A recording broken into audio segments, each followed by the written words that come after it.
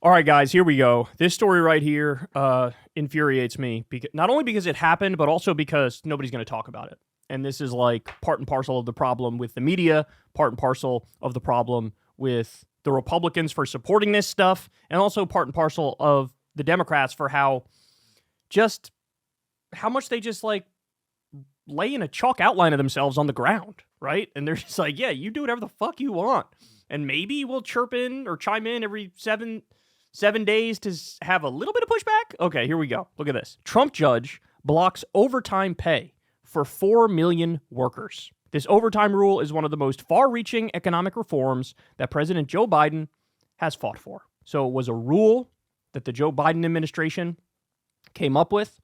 And basically the idea behind it is, hey, right now, you only have a right to get overtime pay if you make $35,000 a year or less. That's roughly the line. $35,000 a year or less. If you work extra hours, your employer is legally mandated to pay you overtime, right? Biden steps in and says, no, that number's way too low. We got to give a lot of workers a raise here. So the line goes from 35,000 all the way up to 58,000.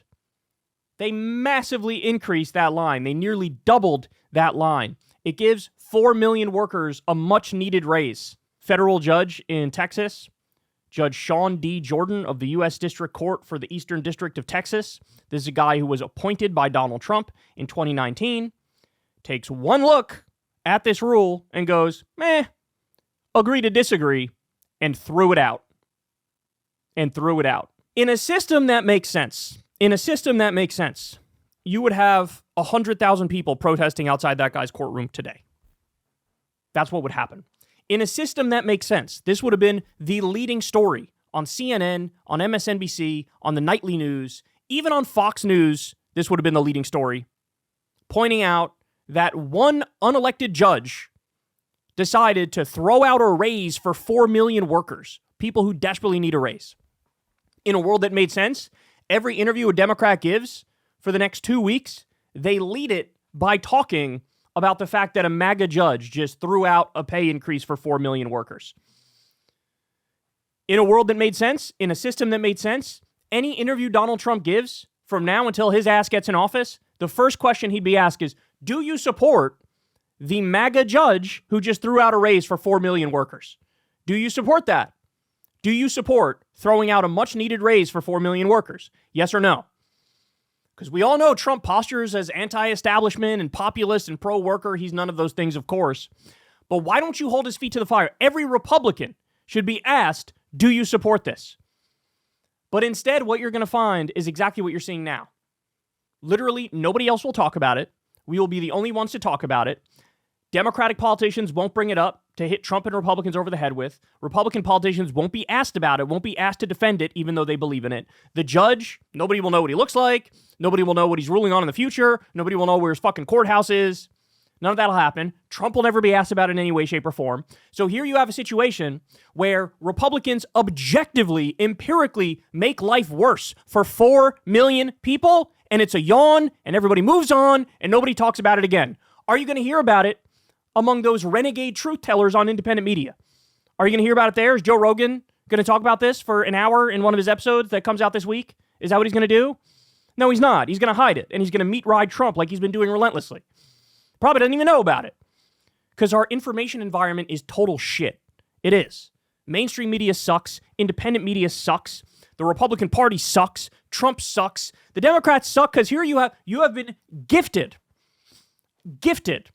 a sledgehammer by the opposition to beat them over the head with it until they're a bloody pulp, metaphorically. And what are you going to do? Nothing. You're not going to do anything. You're not going to bring it up. Biden's not going to bring it up. Democratic politicians aren't going to bring it up. Nobody's going to bring it up. This is the only place you're going to hear about it. The line was $35,000 or less. If you make that, you're guaranteed overtime pay by law. It's mandatory. Biden moved that line to 58,000, gave 4 million workers a raise. And in one fell swoop, one unelected asshole in Texas goes, disagree, throws it out, 4 million people now, not getting a raise. Tell me again who the populists are, right? Tell me again who the populists are. And we've given Joe Biden a lot of fucking shit, as he deserves, especially in the realm of foreign policy, where he's arming and funding a genocide. But let's also not get it twisted about the facts on the ground when it comes to the economy.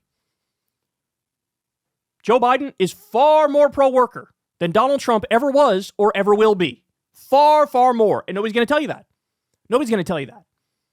So, there you have it, guys. There you have it. I wish I had better news for you, but they're going to slowly dismantle any positive little thing that was done the past 4 years. And at this point, they're even beginning to dismantle it without Trump in office yet. Think about that. Think about that. Hey, y'all, do me a favor and like and subscribe. It helps out big time in the algorithm. Click the bell as well for notifications when videos drop, and watch that video on screen right now. You know you want to.